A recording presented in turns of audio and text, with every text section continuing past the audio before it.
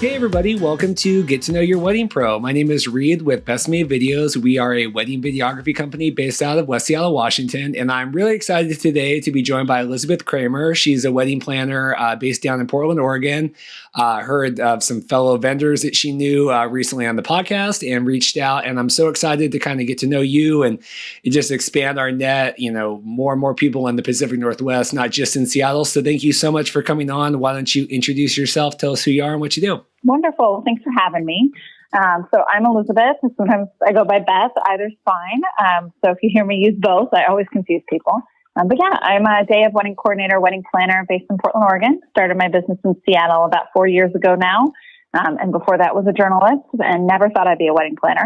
But here we are. So I work with a variety of different couples all throughout the Pacific Northwest. I also work really actively with a bunch of different vendors through an event I host, a podcast that I host, as well as a Slack group that I'm a part of. So I'm really excited to talk to you today.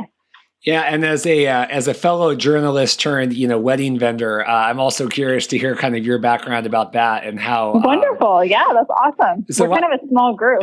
No, right? That's a really really niche kind of thing. So why don't we start there? What were you doing in journalism? Oh boy. So, I started my degrees in journalism. I went to the University of Oregon in Eugene. And I graduated with a degree in magazine journalism in 2012, which, while not the peak of the recession, was not exactly the best time in the world to work in journalism. So kind of through a variety of summers spent applying to jobs, I found a job in Bremerton, Washington, which people in the Northwest will know is, an hour or so west of Seattle. I worked at a very small newspaper there, and then realized that I needed to live somewhere that was a little bit bigger, where I might have a couple friends. So I ended up moving to Seattle, and it was while I was there that I had a couple friends get married. And I had no idea what in the world a day of coordinator was, but it was a bride and a groom, and the bride asked me if I would be this thing called a day of coordinator, and I said, sure, of course, whatever you need. She could ask me for anything, right? She's getting married, I'll help. And so I ended up doing what I now do professionally for their wedding. And it was through the course of their wedding at the end of the night, the photographer and the florist both came up to me and said, hey, we'd love to get your business card. You're super good at this. And I said, what in the world are you talking about? I'm a journalist. At that time I was working for a startup in downtown Seattle, writing their data blog, had worked at a newspaper in Bremerton. And, in no way had thought about myself as a wedding planner. And they said, oh, well, you should think about it. You're good. People will pay you. And it's a testament to how burned out I was at the end of that wedding. That it took me a couple months, but finally it clicked of like, oh, people said I'm good at something other people will pay me for. So I started doing it totally as a side gig. I mean, it's not rare in our industry for people to do a side gig in the wedding industry, but, I made a journalist salary. It would have been nice to supplement it. But through the course of my work, I really found that I enjoyed it. And in particular, I really liked working with the couples. I loved helping them actually attend their own wedding, to be really present with each other, to really celebrate their day and begin their marriage. And just decided about a year ago to go full time with it. My husband and I moved from Seattle to Portland, and that seemed like a good natural break to leave my then job as a magazine editor at a magazine in Seattle and go full time with the wedding business. So wouldn't have thunk it if you had talked to me in 2012 when I graduated, but a lot of the skills I use as a coordinator really honestly align really nicely with my background as an editor and a writer, organization, communication, meeting a deadline, all that kind of thing. Yeah, I graduated in '08, right at the kind of the height of that of the whole recession. Mm-hmm. Yeah, it definitely was not the best time to enter that work field. We famously, I think I've said on here, they laid off like a third of the newsroom on my second week of the job, and I really thought moving down to Bakersfield, California, that I was going to be breaking my lease a lot, sooner than I would have thought, and moving back home. Totally, because it's scary. What was it about that appealed to you originally to kind of going into journalism like that? Boy, it's funny. I've always loved to write, and so all the way back to like elementary school, and I just through kind of the course of writing and being a kid and kind of being told, well, you're good at this, journalism was just the way that I thought I could write and make a living. Before I went to school and in the job market and everything, but that's just kind of what I thought I could do. So, way back in high school, I was on the newspaper. I started a magazine. I really have always enjoyed being a writer and editor. Still write actually quite actively, both on my Day of Wedding Coordinator blog, and then I'm also working in a book about my work. So I don't know. I just have always enjoyed writing, and journalism seemed like the way that I could do it. And in a lot of ways, when I left my magazine editor job about a year ago, I thought, I'm no longer a journalist, but I've kind of pivoted back these days and feel like I'm still a journalist. I'm just embedded in the wedding industry. And this is kind of my new beat, to use a journalism word. That's awesome. So you blog pretty regularly? Do you enjoy that? And do you find, I know it's, I have someone, my brother blogs for us, and, I post them, but do you find, it does seem like it's more of a forgotten art nowadays that people, do you still enjoy that? I do. It's funny. I used to use my blog, so it's just like a part of my website. It's not anything built out beyond it, but, elizabethkramer.com, my little writing tab on there. And I really had just started using it way back when I started, because one of the things that I thought would differentiate me when I started my wedding business was to interview my couples. I thought, I'm an award-winning journalist. This will be kind of fun. This will make me different. And so I did kind of my own version of the newlywed game, and that I would talk to one partner on their own, and then I would talk to the other partner on their own, and ask fun questions. How'd you meet? What was the proposal like? How did you know? That kind of thing. And whenever I talked to straight couples in particular, I would talk to the bride, and I would start hearing the same things again and again. I feel so behind. I feel like I'm missing something. I'm so stressed out. And I heard it so much that I began to realize that something was really wrong here, and it wasn't unique to this situation or this budget or this wedding. It was really something that I've since identified as being an industry that really doesn't set couples up for success. And so I used my blog in the beginning to really just write my little op-eds, my feelings about this. And that has since really progressed. And these days, particularly right now, I've been writing a lot about what I'm seeing as being a wedding planner and helping couples get married during coronavirus. So my blog is really kind of different. I've never really used it as a tool for SEO. I definitely get a lot of benefits from SEO. I make all my resources available for free through my blog, which has really helped me as far as Google traffic. But I also use it a little bit, not as a diary, but kind of as a way to alchemize a lot of my feelings and to report honestly from what I see as a wedding planner, as someone who really actively works with couples. So I really deeply enjoy it, but it's, I don't know, it's kind of different than you might think of when you think of a business blog. No, I love that. I think that that's so creative and out of the box. I mean, as someone, obviously I started a podcast to have more, things to do and to reach out. I mean, I think that is fascinating, kind of interviewing them and really parlaying your background, like we were saying kind of off microphone before we started recording, everyone's background really dictates how their mind works, when it comes to business. And I think that's a really seamless way to obviously give benefits to other people, other couples, and everybody can look at that. But also, just flex kind of that muscle still and get some writing done. Mm-hmm. Yeah, it just kind of helps me. I don't know. I mean, I'm sure, I'm being someone who doesn't process in video or visual images, I can only imagine that sometimes you probably process best through kind of telling a visual story. And I often process best by telling a written story. So a lot of times I just default to writing because I don't know a better way to talk about what I'm seeing or feeling in my work. So that's a lot of what I do with my writing. And, it's always an amazing feeling when I hear from a fellow vendor or from a couple. Often I hear from a lot of brides who read my stuff and it's like, oh my God, I do feel that way. Like I just wrote a post about a week ago that was, it's okay to feel sad about your wedding. Because right now, particularly with the pandemic going on, there's a lot of people that feel bad that they're, going to have a wedding hopefully this year, or feel bad to even be thinking about that when, people are dying, people are losing their jobs. So I wrote this post to try and tap into that. And it's always an amazing feeling to hear from people because it's, in my own head, it made sense. So it's nice when it goes out into the world and it's like it resonated with someone. Yeah. How's everything going for you? I know, we were talking a little bit about how, how much do we want to get into it? I mean, I just had one of our brides email today, June 6th, and we're pushing to next year. We've kind of had a mix of, some rescheduling to this year and then some, just saying like, we don't even want to deal with it. So how has it been going for you? And especially as, I'm just kind of one cog in this machine, but, being more of a coordinator, kind of helping, how has it been for you kind of trying to navigate, with your clients? Oh boy. Well, I would say kind of I always feel a little bad saying this because for so many people, for millions of people, it's been so much more real for so much longer. But for me, in my own little bubble, it kind of got real like mid-March. That was when the city of Portland shut down and, banned events, rightly so. And so I actually had a wedding scheduled for March 21st. And it was kind of that week that the couple, first off, their event couldn't happen, but also it wasn't safe in a lot of ways. And so that wedding canceled, and the couple, they ended up having a smaller wedding and getting legally married. And then from there, it's just been kind of a cascade. I didn't, very oddly, didn't have any booked in April, which is kind of a weird blessing in hindsight.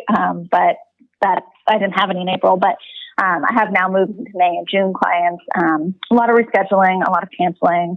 I mean, the hardest thing personally and professionally too is just how to best help couples deal with something that there's a lot of grief and sadness wrapped into. I think it's very easy to dismiss a wedding because, it's just a wedding, right? Like, what's the big deal?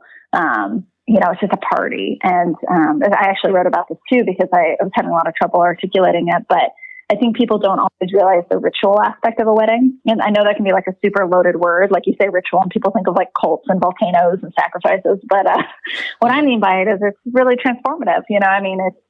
It's a transition, and in a lot of ways it can be really moving and important for couples and their families. And so to have that so truncated, whether it's because the original plan has now been changed really radically as far as maybe being smaller, to maybe picking up the wedding and putting it into next year, or like you said, just kind of being like, I just can't right now. We're going to get legally married, or we're going to just delay the whole thing, whatever the choose your own adventure combination is.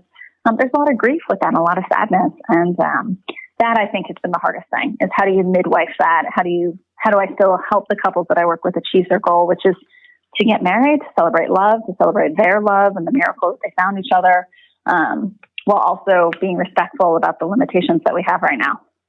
Yeah, it's so hard, because like you said, it's, to some people, this kind of superfluous, I can never say that word, but, it's always kind of like, this extra stuff in last year we had an officiant on the pier, Ray, he's done, 1,500 weddings, been in the, industry for a long time. And, wow. I asked him, I said, what is it, I'm sure you hear the criticism and, well, this is just a big party or this isn't whatever. And he said, he goes, I think it's so important, whatever it is, if it's a wedding, the small gathering, whatever, the two people really need to meld a lot of different stuff and, finances and family and religion or non-religion or, whatever all that is. And so it is really important. It is a really important ritual to get these, people through to the next stage and figure out, what's important and whatnot. And so it is, besides kind of a joyous event, it is really, I think, an important step for a lot of couples to really, make that step and say like, we are really doing this and we are,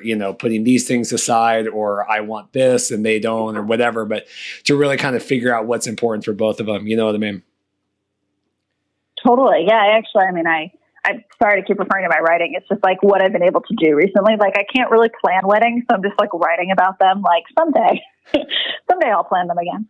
I was writing about this piece, just like, I've gone on a lot of vibes from both my couples and just reading stuff online or talking to fellow vendors of like this sense that an elopement is a downgrade. And so I wrote this piece about how an elopement is not a downgrade. Sometimes speaking for my couples and then also just other vendors working with other couples, like the wedding that might have been originally planned has been canceled and for obvious reasons. But still, a lot of couples are planning to do, even, maybe a month ago it was have a smaller 10-person or less gathering. These days, maybe it's a digital Zoom wedding or something of the like. And so the word becomes elopement. And I think sometimes that word is said with negativity, like, oh, it's not a wedding, it's an elopement.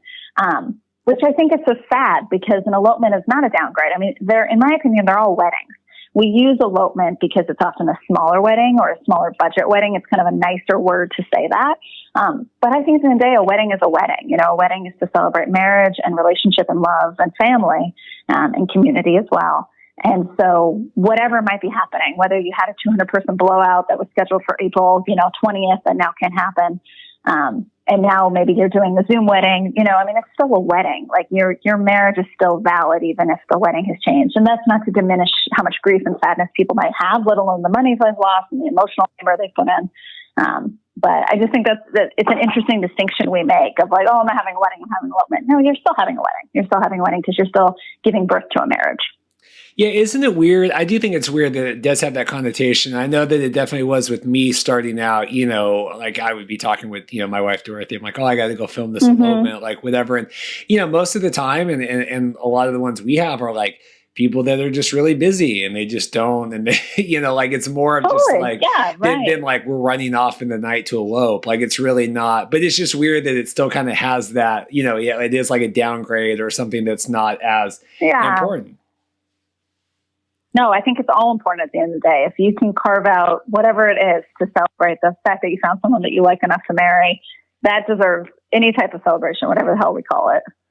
Yeah. So have you, in terms of like rescheduling and stuff, has it been difficult for you? I know that I've tried to be pretty open, with our couples about emailing, weeks ago and kind of all this went down. But then, you still have some confusion of, why is it easier to postpone to this year than to reschedule to next year? I know that I just had that too, where it's like, well, it's a prime date this year. We're moving it to a prime date next year. We're looking at months of, no income here, and not that, we want people to supplement whatever, but it is just this like you can't lose 2 wedding seasons for the price of one kind of thing. How has it been for you trying to, manage that?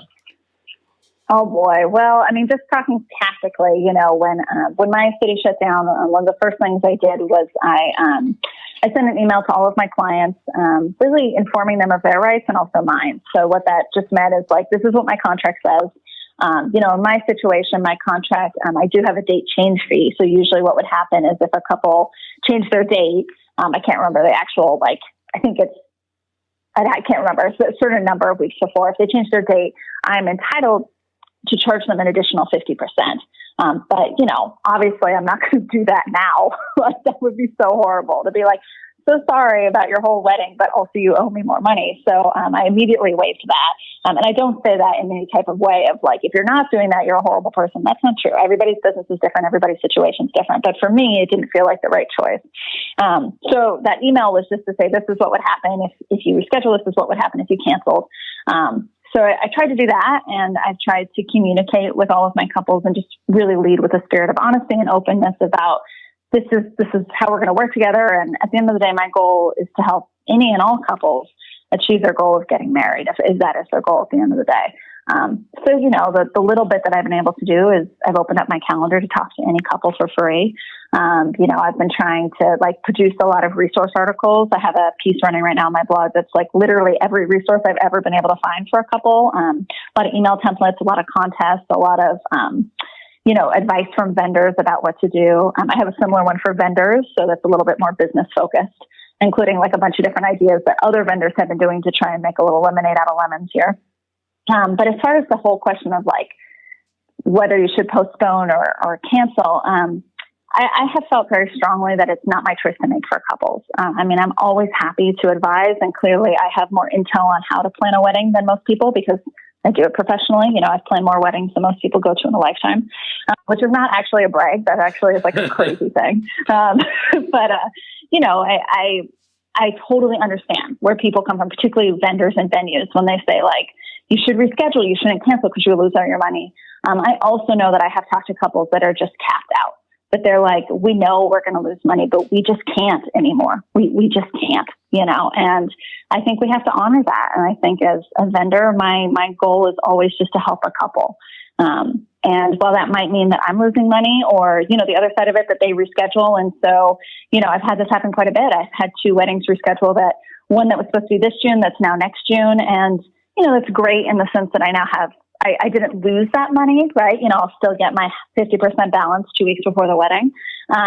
But like you pointed out, I also have lost a Saturday next June. So in some ways, what does that actually mean, right? But I always am happy when a couple can reschedule because I get to see my work through with them. I also totally understand when a couple just needs to cancel, even though that means they don't owe me, diddly squat, that I keep my deposit, but they don't owe me the balance. I don't know. Nothing feels right. Everything feels complicated. And I just try and stay true to, if I was in their shoes, what kind of help would I want? If this was my husband and I, what kind of support would I need? And just trying to honor that as much as possible. Yeah, it's hard, especially nowadays. I just feel like it's so overwhelming for couples to try to plan, and it just seems like it's like a sprint at the end. You're just trying to get everything done, and then it's one thing if your wedding's in September, but you thought here I'm going to be done in a month, and then you're pushing back a Totally. year, and it's like I do totally just feel my condolences out to everyone that it's just such an unfortunate. So, yeah, it's kind of an impossible situation. I mean, particularly if you're getting married and at this moment of time, March, April, or May, and it's just kind of, and like you said, June too, it's starting to get a little like iffy. And then of course, I feel like for me, it's like every day, but every day, every week, you're kind of like checking in. And I don't know. I feel like I've probably been more human with a lot of my couples than I've ever been. And just the sense that I'm trying to show some more of the strings of like, I don't have an answer for how to plan a wedding during a pandemic. I know that I will be here to support you no matter what. And, if that means that our work together doesn't make sense, for whatever wedding you end up planning, that's fine. I'm going to be with you until it doesn't make sense for you anymore. And that's a personal choice that I've been able to make, that I'm privileged enough to make. I'm in a 2-income household, so, I need to acknowledge that. And I know it's impossible for so many vendors. I mean, I'm doing a weekly Tuesday call with a bunch of vendors in the Pacific Northwest, but really throughout the country, and everybody's situation is different. And we're all just trying to do our best, Yeah, no, we've even just here recently, we have a lot of people that have, started like getting jobs again, and it's kind of like, I was telling Dorothy, like, and it shouldn't be, and it's not, but it is, when someone, quits their job or whatever to do something, and then like, it does feel like it's like a step back, even though it shouldn't be, just because it's so impossible. And like you said, we're a 2-income household too. And so it's like, there's just every single person is, situation is unique, both for the couples and the vendor. And so it's not like it's a one size fits for anything. I mean, it's every single, it's, you gotta figure it out on both sides of the ledger, for each situation. Totally. Yeah. And there's the financial part to it. And there's also kind of the, like, I feel like the professional, emotional. I'm sure there's a much sexier word than that, but just a sense of like, my value to the world was really to help plan weddings and to help people have weddings. And so much of that work I can't do right now. And that's not to say I'm never going to be able to do it again. Right. Like I will. But at this moment in time, kind of my identity through my career has really shifted really radically. And, I think that's true for a lot of people in a lot of different industries, but I've really been seeing it in the wedding industry because, photographers can't take photos like they used to. Videographers can't shoot videos like they used to. Florists can't grow flowers or create flowers like they used to. And so there's just such a sense of identity there that's like, oh my God, what do I do now? I'm not a doctor. Like I can't go help people in that way. How do I still help people? Because that's why I do what I do. So there's also that. There's just so much. I think you feel like your whole life you're told to find something you're good at and make a career out of it, and then you do that, and now it's like, oh, you can't, but not that right now. Right. Yeah. I guess choose again, and you're like, oh my God, I like what I was doing. So when you decided to get into to planning and coordinating, I mean, what did you want your benefit to to your couples and clients, and what did you want that addition to be? What did you want them? What did you want your role to be, and how did you want to help them? Well, I've always felt that I'm a little bit of an outlier for my particular genre of wedding vendor because, my strengths do not lie in the aesthetic. So there's a lot of really talented, super amazing wedding planners who are really strong as far as like creating an event in the sense of like a mood board or aesthetically making it beautiful. And, I can set up decorations with the best of them, but that's definitely not where my talents lie. Like my talents are much more logistical, project management. I kind of equate myself to a stage manager, crossing T's, dotting I's. And so I kind of feel like I've been a little bit of a weird fit because as I was starting my business, I call myself a day of coordinator, but I only realized probably about 2 years into it that like, I'm really not a day of coordinator. But I actually, because I get started the day a couple hires me rather than, this isn't true for all day of coordinators, but a lot of day of coordinators, they're hired, but then they won't really start until maybe 4 to 6 weeks out from the wedding. I get started whether or not they hire me 18 months ahead or 2 weeks ahead. which, you know, is a little bit nuts and probably not the best for my bottom line, but it's just kind of how I started doing my business. And a lot of that is because I like the rapport of working with the couple. Like, you know, not to be a broken record, but like really my goal is to get to know them and to really to help them. And I tell my couples all the time, like, you know, success for me is that you're not tied to your phone unless you want to be. You know, you can actually attend your own wedding, you can really be present with one another. So that kind of from day one has been my goal. And then it's just kind of through my work with couples that I've kind of really taken on what I call, myself and others call the wedding industrial complex, like trying to create an industry that more empowers couples rather than setting them back on their back feet. So, you know, that's the inspiration behind a lot of my writing. That's the inspiration behind, I co-hosted a Not Gross Wedding Vendor Networking event at the beginning of February. You know, that was to gather a lot of Pacific Northwest vendors who feel very similarly. Like, you know, we work in this industry, but we don't identify with a lot of what this industry represents. And so I started from kind of a mercenary place of a side gig. And then I was like, I really like couples. And then I'm like, I really hate what the industry does to couples. So it's been kind of this metamorphosis in a lot of ways for what I try and add value to through the people I work with.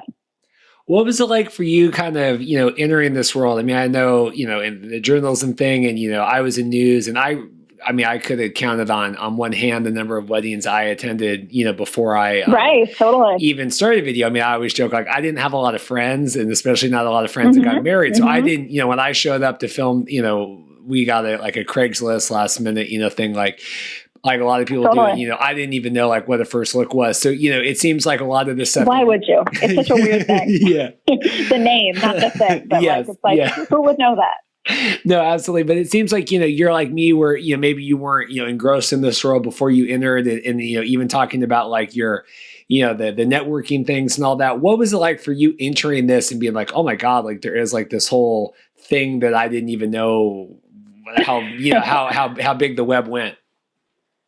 Oh, you know, it was kind of I mean, it was a little bit of a nasty surprise, to be honest, because I had grown up, you know, I'm a straight white woman in America, and I had grown up thinking that weddings were fun and beautiful and rainbows and butterflies and, you know, these lovely confections.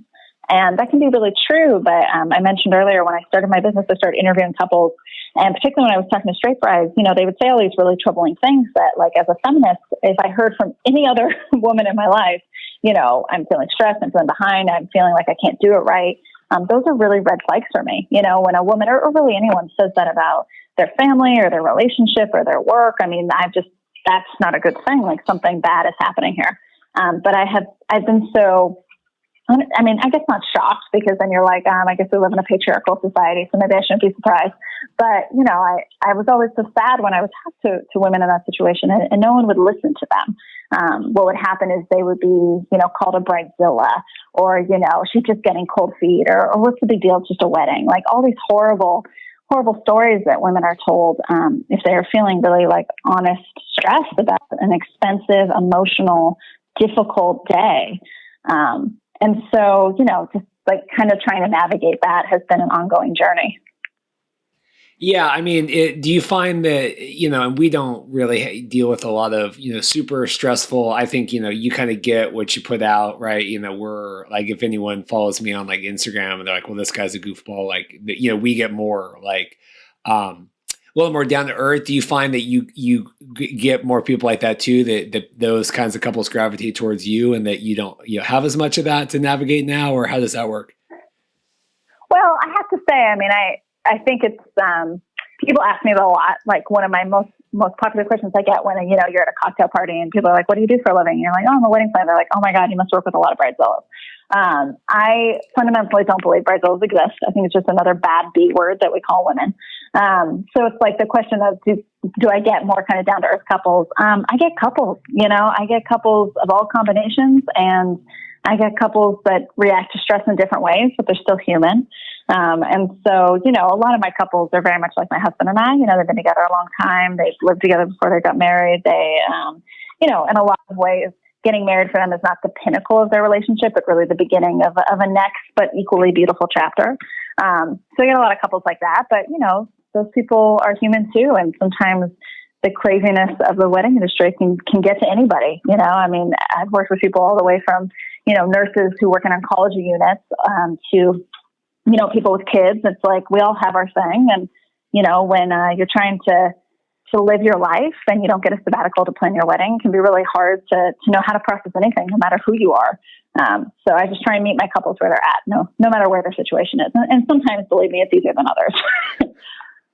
What was your wedding experience like? And did that kind of dictate how you want to, I know that sometimes it is and not kind of helps guide, the way that you want your, the Totally. experience working with you to be like, what was your wedding like? Well, I'm technically a newlywed. I got married last November. So I had planned, I think it was 32 weddings before I got married. And people always like to ask me like, oh gosh, you're a wedding planner, you should plan your own wedding. And yes, right alongside my husband. And how did it inform me? It's funny. A lot of my book is about that experience of kind of like being a wedding planner who thought she knew it all. And then LOL, she gets engaged and what a surprise. What was interesting for me the day that I got married was, I thought I knew what a wedding day would feel like just because I'd been to so many weddings. I had been so instrumental in so many weddings. I knew the paces. I knew how I should feel. But what I forgot in that equation is that I had never been a bride. And so I had never experienced kind of the transformative emotional feeling of getting married to your person on your wedding day. I was very used to being the problem solver, to putting out the fires, to answering this question while I'm fixing this problem. On my wedding day, that's not what my job was. My job was to marry my husband. And so it sounds kind of silly in hindsight, but it's like that surprised me. Like I thought I knew what a wedding day would feel like. I thought I knew the timings, the highs and the lows. But it's a lot different when you're on the other side of the aisle. That's what I learned. No, it absolutely is. And I always say that I became a better wedding vendor having gone through the process and being able to not only empathize, kind of like day of with stuff, but even, like the pre-planning stuff and, trying to deal with schedules and stuff. Like I remember one time on this like national wedding videographer group, and this guy was going crazy because the balance was due and he hadn't heard from him and it had been a day I just wanted to say, if you have been married, you understand like what that last like couple weeks is like. And if you haven't, sure. you don't, and so a lot of ways. So, obviously with kind of, the pandemic and everything, have you gotten a lot of weddings, have you planned a lot, since getting married, and what has that been like? So I got married in November and I did 2 this past February. So I did 2 weddings and then, then coronavirus came to town. Yeah. And then, all my weddings March through June, scheduled or canceled. So I did 2. Yeah. So what were those like? They were beautiful. It was great. Like, I mean, I was kind of curious for a very similar reason because, I got married. I'm like, oh, I wonder what I'll bring to my work. And I guess in some ways I felt like my work deepened in the sense that I kind of got what I did a little bit more. Before I got married, like I always kind of understood that my, beyond being a decoration setter upper, beyond being a timeline manager, beyond being a cat herder, my main job as a wedding planner was really to be an advocate for the couple, to be kind of a buffer between them, or not between them, but between them and the rest of the world so that they could be with each other and also present with their guests, but really just there for one another. So, one partner wasn't running off to do one thing and one partner doing the other thing. They could approach this really important day as a unit. So I kind of knew that. And then when I went and got married, I realized, how fundamental and helpful that can really be, to have someone who can kind of midwife your marriage into the world.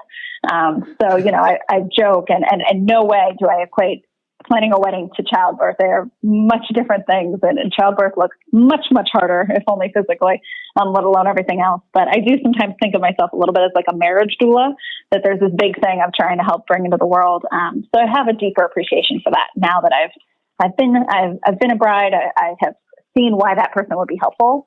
I joke on my wedding day that, we had a fairly small wedding. We had 17 guests, all family. And, I couldn't look at anyone that day who didn't make me cry. And so we didn't end up hiring a coordinator. I mean, talk about blind spots, probably should have done that. But we didn't. And so it was funny because on my wedding day, I'm like, gosh, I would really like a coordinator right now just because he or she probably wouldn't make me cry if I looked at them. Like I can't look at my mom. She's going to make me tear up. So, I began to realize like why on a wedding day when I walk into a room, to go meet with a partner, they kind of look at me with like a, kind of a relief. And I used to think, oh, it's because I'm here to solve a problem. But now I'm beginning to realize, oh, it's probably because I'm like emotionally neutral. Like I'm a safe person for them, that they can have a little bit of like, get emotionally, like they're not going to sob when they see me. It's like, oh, it's Beth, it's our planner. She can help me with something, but also she's not going to make me just burst into tears. So yeah, I appreciate that more. And so I like to think that showed in the 2 weddings I did in February. I really try and fold it in more now with my communication with couples leading up to their wedding too. Yeah, no, I think it's important, and obviously not that, you can do them, been married, not, and everything in between. But I do just feel like it's nice to have, I find, being able to talk to, the guys or whatever, and you just feel a little more like, at least, I mean, and obviously I'll never know what it feels like to be a bride or like, well, my wife or whatever, but as a groom, sure. You get a little bit, and you can, or like, God, I remember, we got married, whatever, in August, and then it had been a little while. And then one of our first weddings of the year was like that April. And my buddy was getting married, and his, fiance or wife, whatever now, starts with the vows. And it was like she was writing him this letter or whatever, to read, the whole thing, like, to read on our 50th anniversary. And like, I'm sitting like in the aisle, and I'm just like started sobbing. And I'm like, this never would have happened a year ago, but now I also was standing up there, and, and then we got done with the wedding, and he looks at me, or the ceremony, he goes, Reed, I just blacked out. I don't remember any of that. And I'm like, well, I'm glad, we're here. Like, we got it. But I said, dude, I totally know. Like, I absolutely now can say that I know what that feels like, and it was just kind of a nice moment for us that I don't think you can, replicate, if you hadn't kind of both been through, it's like going through a war together, except it's a little prettier, Well, I can totally relate to you kind of opened up that emotional part of your world, your worldview. And so, now when I go to other people's weddings, of course I think of mine. It was funny last year. I had 18 weddings last year, and mine was kind of the last of my season because we got married at the end of November. And so, every wedding I went to leading up to our wedding, there was this sense of like, oh my gosh, it's going to be us next, that's going to be us. And, I've always seen, one of the reasons I love to work with couples is because, I can't help but see my husband and me in a lot of different couples, and it's always interesting to, see other relationships and hear how people met and what attracted them to each other and why they want to do this thing called marriage. And so I really noticed it last year because we were actively planning and moving towards a wedding, and I go to all these weddings and, have all these thoughts and feelings about, what's it mean to be a wife, or what will it mean to have a husband? And now, for the 2 that I did, I'm kind of at the other end of that. And I really look forward to getting back out there into the field and continuing to explore what that means through my first year of marriage. I didn't think it would quite look like this with the pandemic, but I look forward to what's ahead on that front. Yeah, it's so funny, even just, thinking back to just like our wedding shows in January and just kind of where everything was, and planning and trying to figure out, how many weddings, what number do we want to hit this year, or what dates do we need to fill still. And now it's like, it doesn't even matter at all. Like, we're just trying to, it's really, it's interesting. Well, my big goal was 20 in 2020, which, just mainly sounded cool. And now it's like, okay, maybe not that. So if we keep the house this year, it'll be that'll be a win. No, absolutely. It's and just thinking back, like we were supposed to be in LA this week for like my wife's spring break because she's a teacher. And she called her friend today because like we should have been in like LA today, having dinner with them and whatever. And to think that like even just a month ago that was still on the calendar, and now it's absolutely not. It's pretty surreal. Totally. No. And it changes. And, one of the things that I think is so interesting about weddings is weddings are really, they're such a bid on the future, right? They're kind of right up there with having a family as far as like, it really makes no sense, right, to have a wedding to start a marriage. Like, if you think about it, rational, no emotion, like, why in the world do we do this thing to ourselves? Pledge ourselves to someone who will die, they'll die or I'll die, right? But, weddings are fundamentally about hope. They're about the future. And so I think they're super important at any time, but we're really right now. And so it is kind of this weird dichotomy of like how quickly things can change and how do you hold on to those things that still have meaning in life, hope and joy and happiness and planning. It's just another word for hoping, I think, at the end of the day. But it also is hard right now when things can change on what feels like the turn of a dime, though, that's always been true too, I guess. I don't think we all needed to learn quite so harshly how true that is. But here we are. Yeah, my friend posted today, the dumbest thing she's ever bought was a planner for 2020, like a weekly That's planner. A fair point. It's like, wow. Yeah. I want to hear. So this book that you have, are you writing it? Have you written it? What is the story on that? Oh, thank you for asking. So I am. Oh, it's hard to judge on these things, but what I have been told is a good metric is to tell word count. So I have a working draft of about 50,000 words. I've been working on it about 2 years, but super, super actively about the last 6 months. So it is, as I mentioned, kind of a memoir of my time as a wedding planner who thought she knew it all until surprised she got engaged, and trying to navigate the wedding industry, trying to navigate kind of society as I planned my wedding and, became a wife and what that meant in this day and age, what it meant as a feminist, what it meant just from my worldview. I'm actively, one of the upsides, I suppose, of having a slightly slower season is I have a lot more time to work on it. So I'm in a place right now that I'm, reading back through it for the 900th million time, and then kind of getting it out to a second round of readers. Hoping to pitch it out sometime this year. And, if the publishing industry is still with us, hopefully finding an agent and getting it out to readers in an ideal world. Well, and if nothing else right now, I do think there has been an uptick in reading just in general right now. True. That's right. People need books, right? I posted today the whole that news story that it's the meme, like ain't nobody got time for that. I don't know if you saw, there's like the fire at the apartment complex and the woman's like, a fire, like ain't nobody got time for that. And now it's like, I guess I do have lots of time for that right now. I guess I do. True. No, that sounds fascinating. I think so. It's nonfiction fiction, or how is it, it's about you, but is it written first person, or how is that? It is nonfiction. You speak my journalist language. I love it. Nonfiction, first person. So that's the first half of the book. It's kind of a collection of different weddings that I've worked over the years. And then the back half of the book is really more about my husband and I and our own wedding planning. It's funny because it's kind of a spoiler, but also not a spoiler. Because clearly, I talk very openly, but I'm married. So it really is a reflection about kind of. In a way, it's a lot about my journey through my 20s, of kind of starting this business, working with couples, kind of seeing a lot of what they're up against, and then kind of switching spots with them and being the one that is having a lot of those pressures put on them. I'm super excited about it. I had never attempted such a big project. Having been a journalist, I had written feature stories, I'd written long story nonfiction before, but had never attempted a book, and I don't know how good it is, but the people who've read it seem to like it, and I just keep trying to show up and tell the story that I want to tell.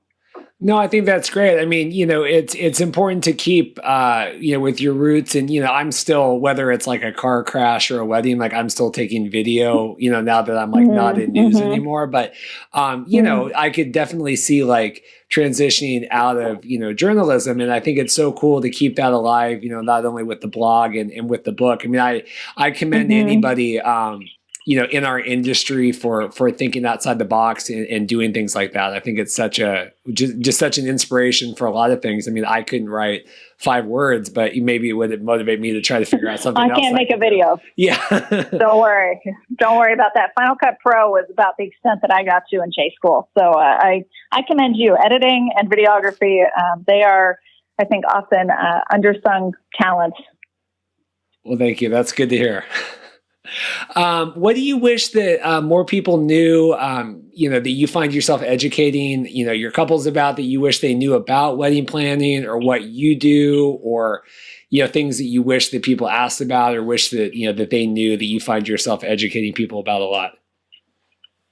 Well, I think when it comes to couples, I kind of wish that, and I say this a lot, is just that they can't mess it up. I mean, I think there's such fear when you're planning something like a wedding, because there's so much expectation, or there's so much money invested, or there's just, really high emotional stakes, no matter what, whether you're having, 3 people or you're having 300, I mean, it's a big deal. And I just wish people knew that they can't mess it up. I think the only way to mess up your wedding is to not want to get married. And, the kind of corollary to that is if you look at each other and you're like, oh, this actually won't work, good. I'm glad we cleared that up before we've been married 40 years. But, really, there's no way to really mess up your wedding except not to want to marry the person that, you were planning to marry. And I say that as someone who loves logistics. I mean, I love a timeline with the best of them, right? And I love organization and crossing T's and dotting I's. That's why I'm a wedding planner. But I also fundamentally believe that, a wedding is a human event, and there's a lot to celebrate about that. I think it's a little bit of a stereotype with a wedding planner, or maybe this is just my experience of that. We're whistleblowers who, are going to keep you on track with the timeline, hell or high water. And I have always seen the timelines I create as a guide. I mean, I run a pretty tight wedding, not to brag, I keep things on time, but, I'm never going to cut a couple off from kissing each other or, having a moment together, because we have to go rush to the next thing. Like, that is so not the point of a wedding, in my opinion. So yes, I think just those two things, as a couple knowing like, hey, you're not going to mess it up. You found each other. That's the miracle here. And then for other vendors that, I'm not that much of a hard ass. I think those are the two things. That's fine. No, I mean, there's so much, I think, pressure nowadays, society and families and traditions and everything else. And a lot of, pressure to plan the right wedding or do the right thing or have the garter toss or the cake or the bouquet or, whatever. Mm-hmm. And I do think, in my hope, one of my hopes with, maybe this kind of pause that everyone's going through right now. And I think I've mentioned this before on the podcast, is maybe there's a little more thought put in now that we have a little extra time into like what is really important, to me or my partner, or what do we really want, this day to feel like, versus like, well, my mom wants this, or my dad, or, our aunt, they did it this way, and really letting people, because your wedding day should be an expression of, like you said, of kind of like finding someone that you like enough to marry, I think is what you said. And I think that's just a great way to put it. That's totally. Really all that a wedding needs to be, is finding someone that you like enough to marry. Well, and I really look forward to my kind of first wedding post-coronavirus. And, I say post-coronavirus knowing that this lovely virus will probably be with us for a long time. But, whenever that next gathering is, because, I mean, I don't want to put too high a stakes on it, but I think it's going to be one hell of a party, because I think we'll have a whole new, maybe not new, but maybe a deeper appreciation for we're gathered here today. I know I used to take that for granted, I used to think it was the norm to go to concerts or go to a coffee shop or go to the grocery store and not have to wait outside 6 feet apart from people. And so I really look forward to kind of my first wedding where it's like this thing that's happening right now, like this is magic, that all these people that I love are in the same space. Like, we always just think, oh, of course that'll happen because we live in a modern era where anybody can get anywhere, call anybody, or reach anybody. But I think if we take anything from this moment, it's like, no, that's actually quite miraculous that happens. So I really look forward to going to that wedding and being a part of it, because I think it's going to be pretty lit, to be honest. That's perfect. And I think that's a great sentiment to leave our conversation on today. I love that. I think that's a great, just throwing a lit party and taking everything, not taking anything for granted. I think that's great. That's great. Well, good. And I hope all my other vendors can get to that lit place too, because I think we're going to get there. We're not sure when, but I think we're going to get there. Yeah, no, we will. And it's good. Well, thank you, so much for taking time. I know we had said, before we started recording, I mean, it is just odd to, talk about some things like this, with everything going on. But I do think it's important to look, forward to the future and remember kind of what we were doing and what we want to get back to. And I think that, the best way to do that is to kind of, in as many ways as we can, kind of continue to, better each other and expand and meet new people and still, talk about things that are worth kind of talking about. So. Totally. And on that note, I would just love, particularly because, I imagine there's a lot of fellow Pacific Northwest vendors out there. I would love to hear from you. I'm happy to share my email, or it can be in the show notes, but, I'm part of a Slack group that's open to Pacific Northwest vendors. It came out of that event that I mentioned. It's totally free space. It's really just a place for people to share leads or ask advice. Right now we're sharing a lot of resources as far as loans and grants for small businesses. And I would love to hear from you. I'd love to invite you to that space. I don't think there's a lot of watering holes for wedding vendors because we kind of work in this weird business, where we have coworkers, but not really. And so this is just my attempt to try and make that happen. So, there's plenty of room for all of us. And I invite anyone who's interested to either reach out to me or, wherever it makes sense. Because it would be cool to know what you're up to. I think it's really neat to hear what people do with their businesses. Fantastic. Yeah. If people want to learn more about you and your business and your company and everything else, where would you have them check out? Easiest is probably my website. So it's just my name, elizabethkramer.com. Elizabeth with an S and Kramer with a K. I won't go into why both those things are spelled so funny, but that's my name. And then I am on Instagram, Elizabeth Kramer PDX, because despite my funny name, Elizabeth Kramer was already taken. So yeah, those two places are best. My email is just elizabeth@elizabethkramer.com. So just that weird spelling all over the place. I am fairly responsive, particularly right now. So, I'd love to hear from people. No, that's perfect. And no, it's been great kind of getting to know you today and chatting beforehand. And I do appreciate taking the time, and I look forward to getting back to weddings and hopefully working together sometime in the future. That'd be awesome. Great. Yeah, I'd love that. And thank you for the opportunity. It's, I have to admit, I kind of started something about Mondays right now. It's really been hard for me. So it's really invigorating to talk about my work. So I appreciate the opportunity. Fantastic. Well, thank you again. If you're like Elizabeth and you're interested in coming on the podcast, you can go to www.bestmadevideos.com/podcast guest.